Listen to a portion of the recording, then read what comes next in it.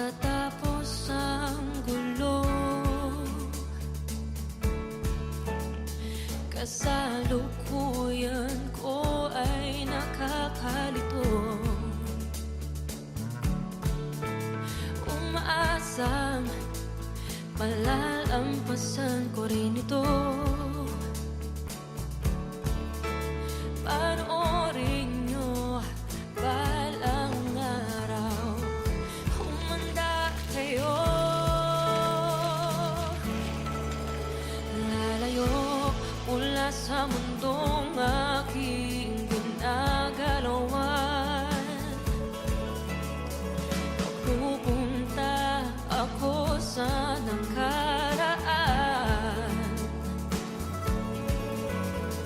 Magmamasid, kikilalanin, iba-ibang tao ang hahanapin. Tibok ng puso ang magdadala sa akin.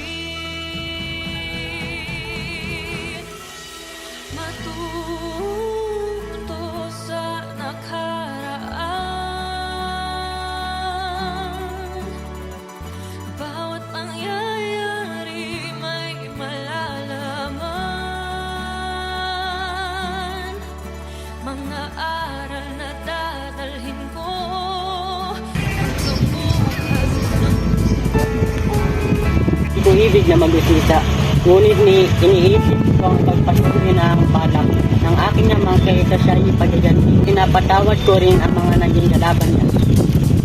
Naging kalaban niya ang bayan sapagkat ito'y mangmang, at ang pari sapagkat siya'y kinakatawan ng pinapanahantaya, nagtuturo sa tao. Nais ko rin malaman ang mga balakid ng pagtuturo.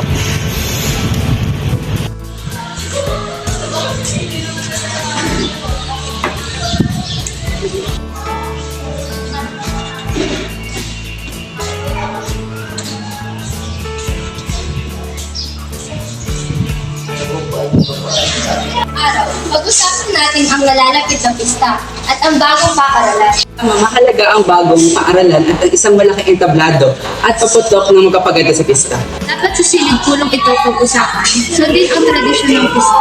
Ng pista. Magandang entablado at paputok. Kailangan natin ng paputok. Parang maganda ang planong ibara. Pero kabesa, Nakapag-desisyon na ayon sa tradisyon. hindi mo maintindihan ang pangangailangan ng pagbabago. Kung mawawala ng pag-asa, ipaaralan pa rin. Tama, isang komedya na nagpapakita ng pagbabago. Maganda ang plan na ito, Felipe. Salamat, Ibarra. Sana maintindihan ni Kabesa ang ating mensahe. Maaari may pag-asa.